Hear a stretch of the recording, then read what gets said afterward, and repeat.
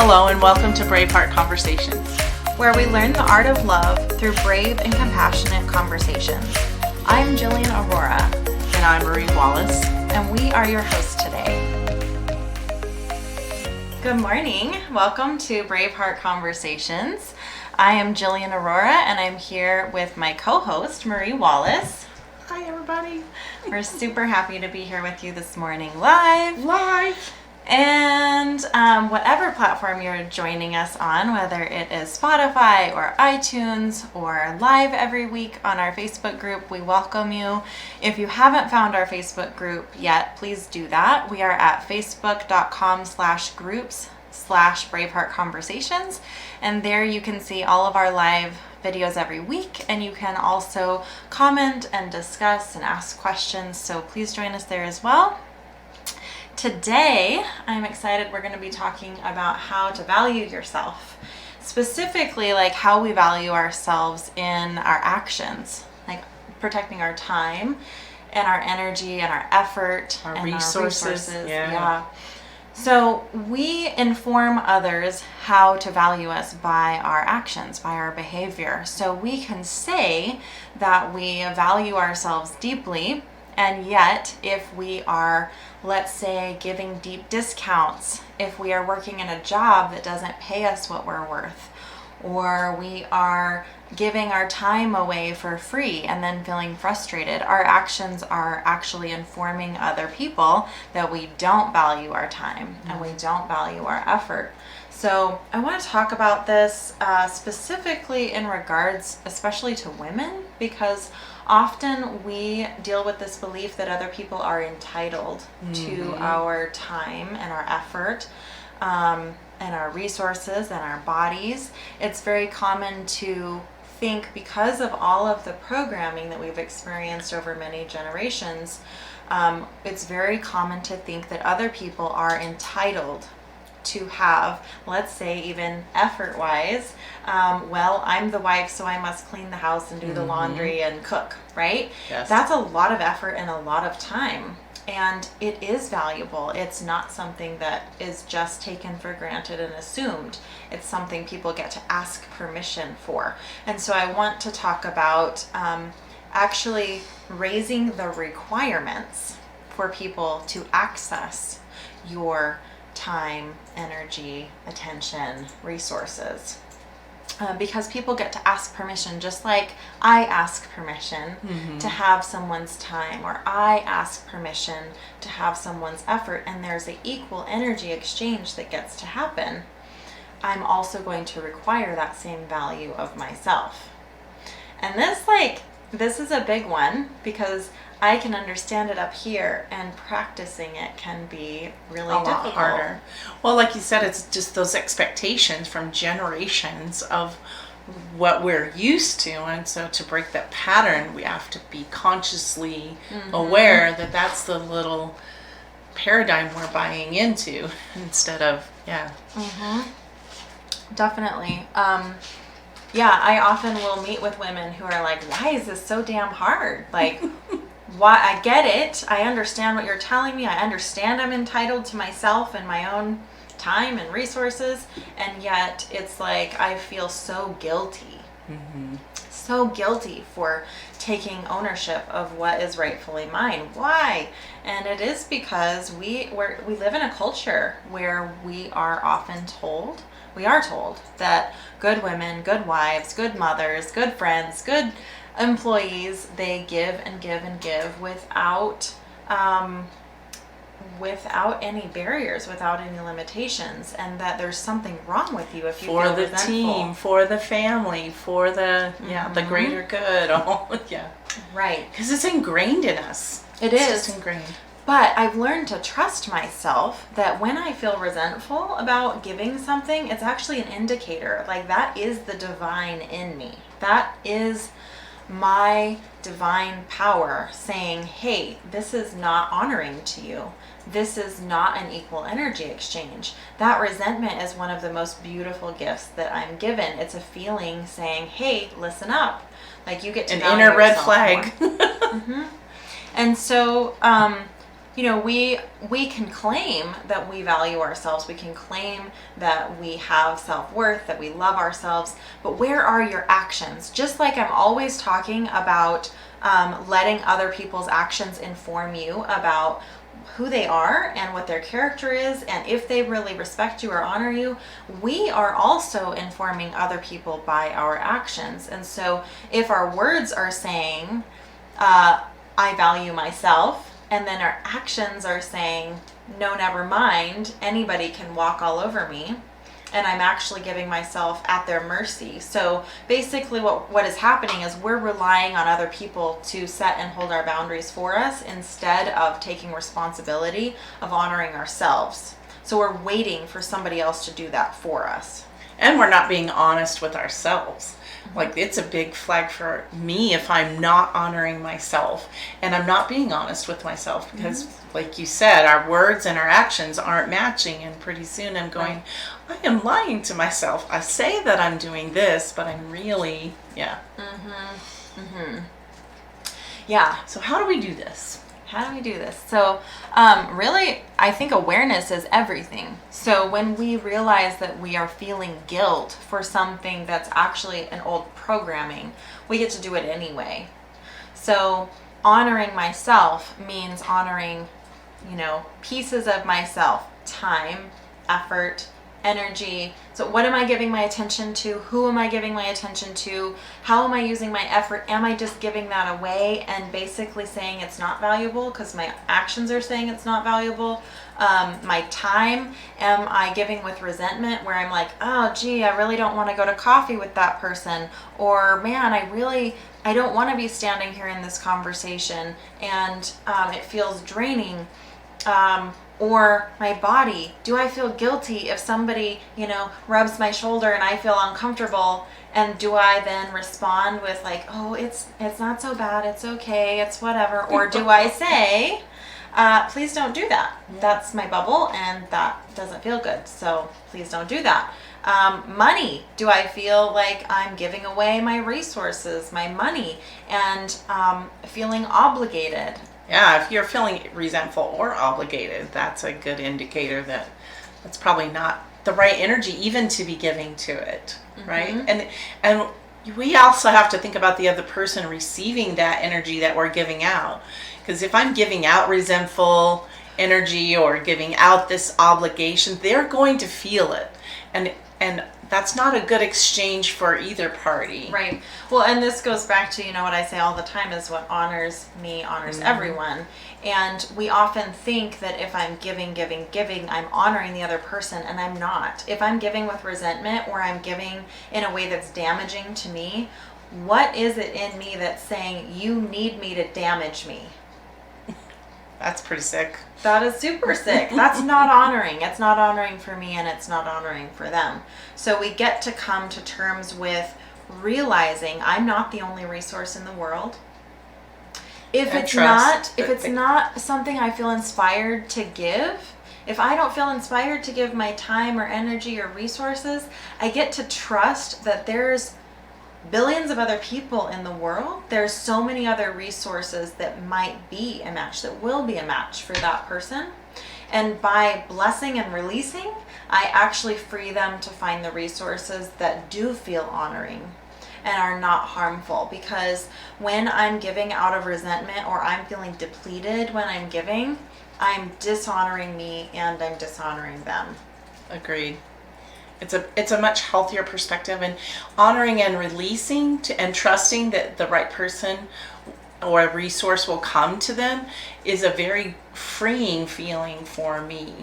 So I like that a lot. I agree. It feels incredibly freeing, although there can be some guilt involved. Oh, there is always. That guilt word shows up. So I think that's from programming too. Yeah, it's important. It's important to realize the guilt shows up because it's confronting to the old programming.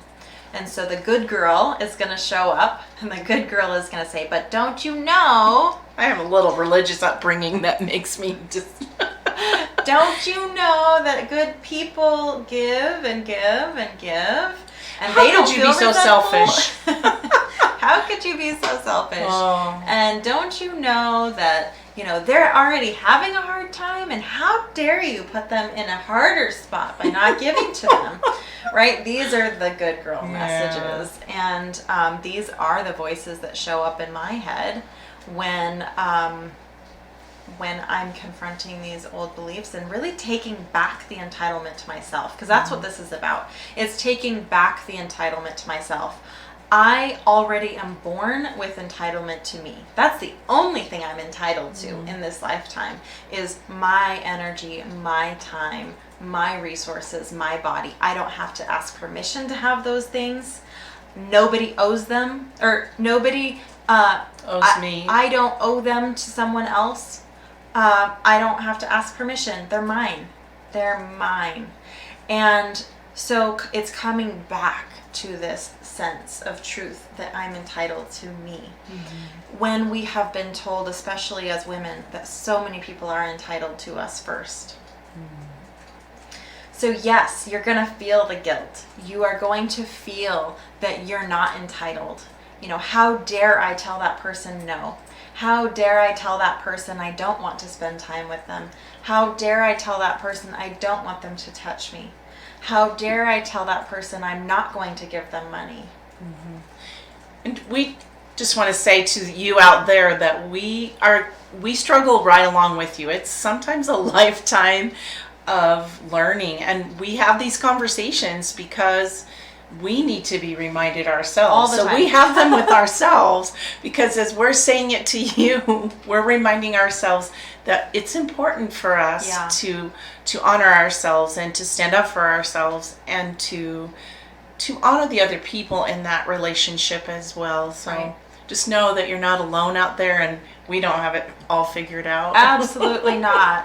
In fact, I shared a live just last week because I was like a total mess. Like, I had so many boundary we get to struggles. practice it. Yeah.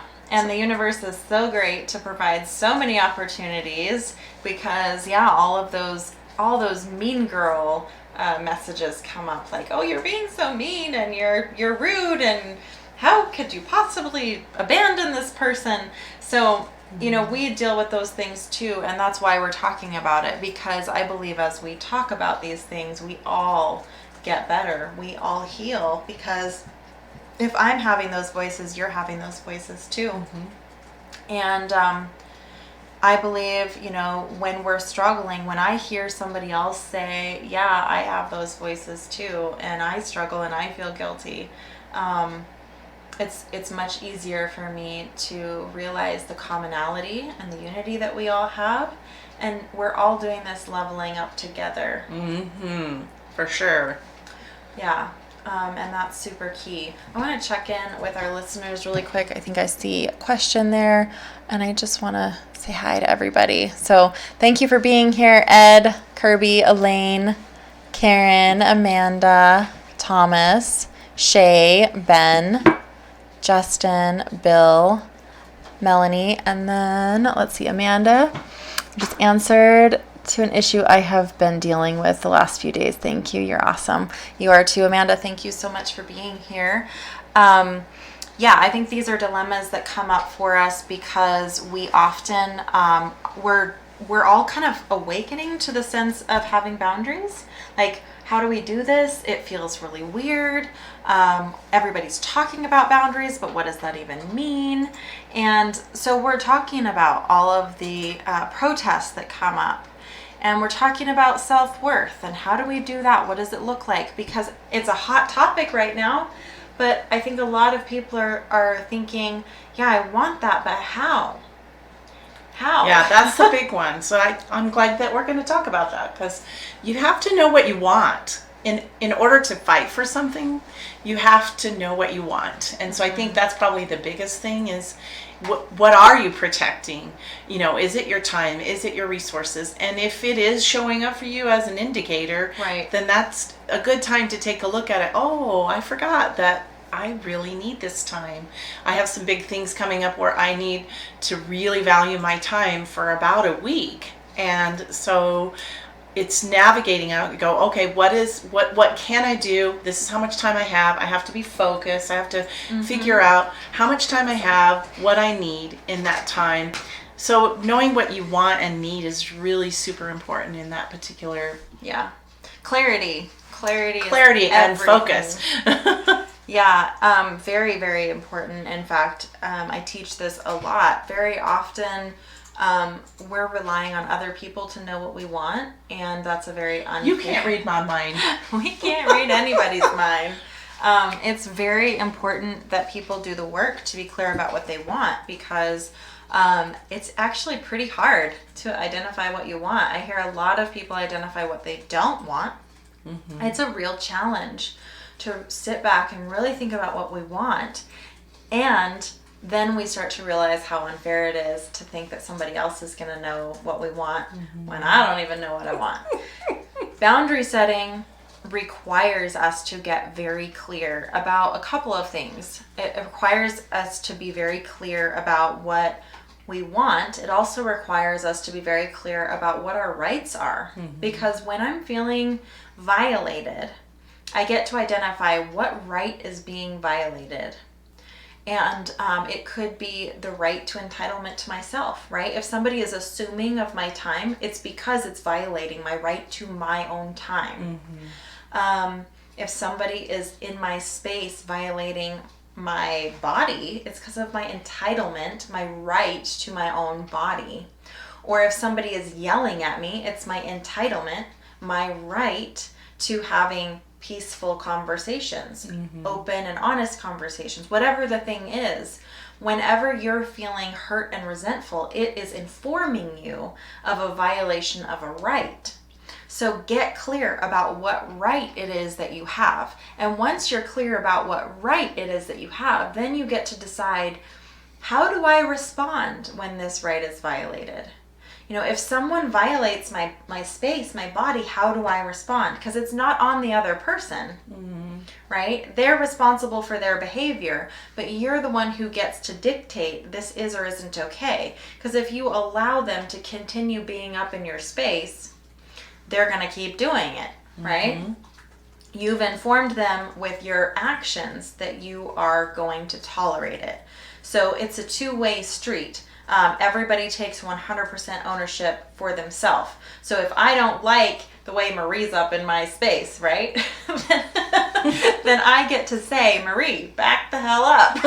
Which is where the Braveheart Conversations comes from, is because you have to be willing to stand in that space. It's still a loving space. Yes. You can still be loving and brave at the same time. And I know brave is sometimes a triggering word, but it just means just being able to stand up in that space and allowing your heart to guide the conversation in a loving, kind way.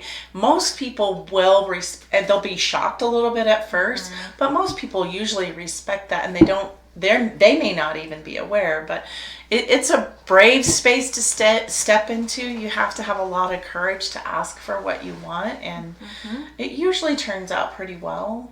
It can. Sometimes it doesn't. So we've experienced that. Yeah, and I think this is super important, because when I set a boundary, someone's response to me is a great informative tool. So in healthy relationships, when I set boundaries, people respond with openness. Mm-hmm. They care about my needs, and they're like, oh, I had no idea. How can we find a win-win solution? Yeah. That's the response in a healthy relationship. I've had the opposite too. I've had many, many times. And it's heartbreaking, and we don't want to lose people in our lives, but as we've talked about in previous episodes, someone usually comes in that fills that space in a very honoring mm-hmm. way. And so I'll go back to the example. If Marie is up in my space and I say, Marie, back the hell up, and Marie's like, fuck you. You're out of here. then I get to say, this isn't working for me, mm-hmm. right? And I will remove my presence, because here's the thing. Our boundaries have everything to do with our presence. Nothing else. I don't get to determine how Marie behaves. What I do get to determine is where my presence is, because it is my presence that is fucking valuable. So people get to earn the privilege to be in my space. They get to earn the privilege to have my time, my effort, my body, my resources. that is an earned privilege. That is not a right for anyone but me. So my boundaries, whenever I set boundaries, the consequence of not respecting me is losing my presence. It's not punishment. It's not making them be a certain way. It is losing my presence, which is something that people have to earn access to. It is limited access. It is not something that everybody has the right to have. They don't get access to me without my permission.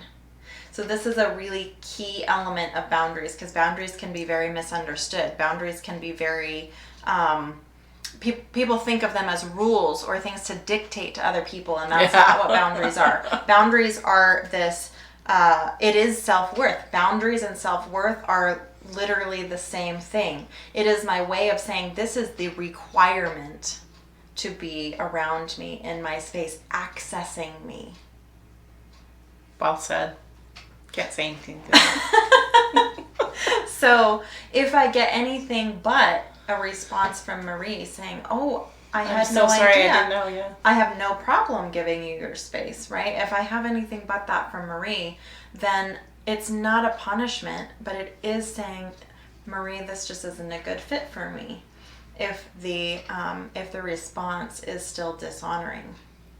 This also, my friends, gets to be a boundary that we have outside of just relationships like friendships and romantic relationships, but also work relationships. You know, I specifically had wanted to talk about how we value our time and the exchange. Like, money exchanges are huge. We often are selling ourselves out by saying we have to stay in a job that we know our skills and our time are not being valued at what we know that they are.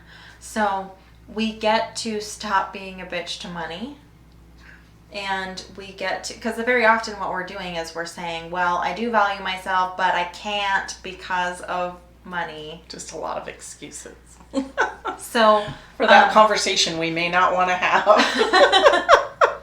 Yeah. So work also gets to inform us that if we say, look, you know, I want to have this difficult conversation with you. This is what I believe my work is valued at, and I don't believe that we have an equal exchange here. Can we work something out? If the answer is not honoring, then you get to reevaluate. Just like a romantic relationship, you get to let it go and release it knowing something better is going to come in. And this was something that was really hard for me. I put up with work for a long time that was dishonoring. I was working my ass off. You know, I was working overtime. I was working hours I wasn't getting paid for. I was working in a job that was extremely emotionally taxing. And even though I would get 100% performance reviews, glowing reviews, there was still, well, we don't have enough money to give you a raise. And I eventually got to a point that my self-worth was enough that I said that's unacceptable. Yeah. And not that I'm going to demonize them, but that this just isn't a fit anymore, because I value myself enough to stop giving myself away for whatever excuse. True. Have you had those experiences with work as well? Oh, I was a teacher, so oh my goodness. So what comes up for you? Just time and time again, you know, I think teachers have that big heart space. Yeah. And you know, you throw little children in there, and then your heart, you do go, well, it's for the kids, and someone will give you that excuse, well, it's for the kids, and you know, don't do it for the money. Do it. I have heard that. I taught for over 20 years, so I heard that a lot. And then I started to get into another profession, and the first thing they said was, don't do it for the money. I go, oh, I'm not going into here. Or whatever it is. It was just so dishonoring. There was a point where I made $4 an hour, and that didn't count all the planning time and all of that. It was just the way the time had been divvied out, and I was just going, it wasn't honoring to me, especially knowing how hard some of the people were working, including me. I mean, sometimes I put my all into it, which was not, again, I wasn't valuing my time or my energy or my space. And so, yeah, I'm guilty as charged. Well, I want to go into that a little bit more. So this really brings up the feminine shadow and how the feminine really allows itself to be consumed. So it's really being used against us. The beautiful feminine aspects. The caring. Yep, the caring, loving, the empathy, and that desire to help. We're selling ourselves short, and we don't have to. And here's what's happening is we've gone only into the feminine, and we are forgetting our warrior. Mm-hmm. So we can be both very, very, very caring and helpful and compassionate towards these children. I came from social work, so another field where people are taken advantage of because they are caring, they're really wanting to help. So the other side of that gets to be present at the same time. I love Brene Brown. I probably quote her every single time. But anyway, she talks about having a soft front, tough back. And very often we're all coming in with a soft front with no squishy tough back. And so our warrior is that tough back. Our warrior is our provider and protector. So our warrior is what comes up and says, yeah, I love the children and you don't get to take advantage of that desire to help. Mm-hmm. And I'm still worth this much no matter the excuse. Mm-hmm. My time is valuable. And I'm not going to buy into the bullshit story that says dishonoring me actually helps you. It doesn't. Right. It doesn't. Not if you're a teacher, a social worker, a nurse, a whatever. Dishonoring me does not honor you. No. And so we get to release that story, and we get to awaken the warrior in us that actually gives us the space for the goddess, which the goddess is the one that is super caring, nurturing, compassionate, connecting. It's all about relationship. But in order for her to shine, the warrior must be present to protect her and to say, look, you're not going to access her. She is too valuable, too important for you to access, thinking that you can just assume that she's there. Well, she would have nothing left to give. There were times I remember going, I just have nothing left to give. And that's not honoring to any of the people. It's not fair to the kids in my case. It's not fair to the parents who entrusted their children to me. It's not fair to anyone in that situation if I'm not honoring and protecting my time. Because then I'm giving from that icky space, just like the money we talked about earlier. I'm giving from this icky space, and it's like, well, here, and if I'm again using the resentful energy or the obligation energy, and depleted, deprived, all those words, instead of giving from that space of, oh, I'm so glad to be here, because there are many, that's why I went into teaching, so many moments where you feel that, oh, I'm so glad to be here. Then that's a way of giving in an exchange for the kids, that they're like, oh, I want more of Mrs. Wallace, because she's, but yummy. But not in a like, oh, I want more of Mrs. Wallace, where it's like taking from me, but more of this community building and working together and honoring together energy. And it's a much sweeter space to come from. By honoring our time and valuing our time, we actually have far more to give, and we make a much greater impact. The time that we spend with people, the access time that we do give permission to have, is so much brighter and radiant and fulfilling and inspiring, because that is the goddess. And when she has time, she is entitled to herself first and loves herself first, then she has so much really yummy, juicy energy to give. It's overflowing. It's is. Rich and beautiful, radiant. Is. And by doing that for ourselves, we teach children and other people who have a radiant feminine side that it's okay. We get to level up into a new version of honor, instead of it being, good people just give and give and give and give and give and never complain and never feel resentful. We get to up level into this model for other children and other divine feminines who get to see, we're leveling up together. The goddess still has the warrior. Mm-hmm. The warrior that says, no, you won't access me however the hell you want. So, for those of you who think that somehow the children will suffer or vulnerable people will suffer when we start setting boundaries and honoring ourselves, no. It's the opposite. We will start freeing other people. The more we give ourselves permission to have ourselves, we give permission. We walk the walk in front of other people who also get to have the freedom to have themselves and be entitled to themselves before anybody else gets to have it. So, I'm glad you brought that up, because I think often that we forget the impact we can have personally when we stand in that space and honor that we all level up together and we change the paradigm. Mm-hmm. It's a huge shift. We're all standing together in honoring that particular time, space, energy, and then we all get to move up. Absolutely. We all get to celebrate the goddess. Yeah. And the warrior. Yep, the warrior and the goddess go together. It's not one or the other. And I think we're moving into a time where the feminine, it's been consumed for a long time. The feminine has allowed her role to be being consumed. And we're not here for consumption anymore. And we don't need an external warrior. We need our internal warrior to become activated and alive to protect the goddess. And then the ripple effect is going to be absolutely phenomenal. It is. And it will benefit everyone. Yeah, I think we'll go ahead and wrap up. We covered a lot of territory. If you guys do have any questions, if this has brought up some triggers for you or questions or stories, maybe some resistance. You're stepping on my toes.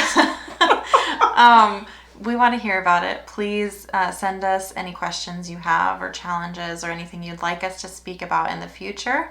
You can email me your questions or comments at defytheaverage@gmail.com or Marie@mariesgold.com.